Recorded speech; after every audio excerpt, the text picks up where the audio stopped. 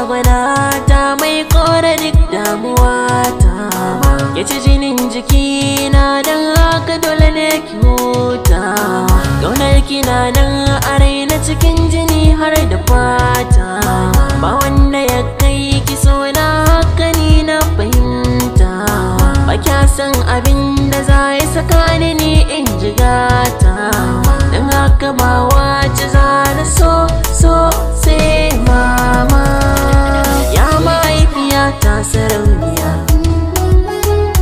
sannu uwa guda ɗaya na yi godiya. Ke na fi so cikin raina da zuciya, ya abar yabo na mama.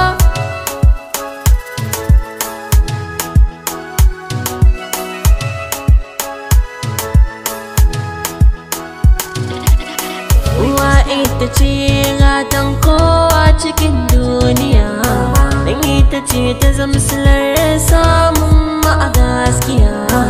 San ba kamar mahaifiya wajen ba da tarbiya, komai kaga ka zamo ita ce ta yi ɗawainiya. Ba kamar ki gare ni ƴan lele guna, wanda duk ya taɓa ki san nuna fushina. Farin cikin ki nake so, na fi so ki yau dariya.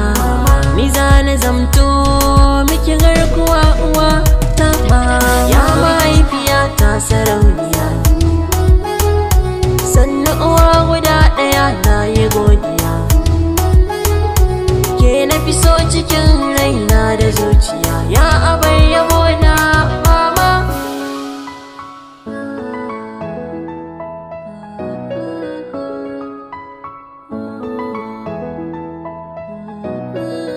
Ina ƙarami na taimin wanka da wanki, na yi kuka haka za ta zo ta ban ɗauki.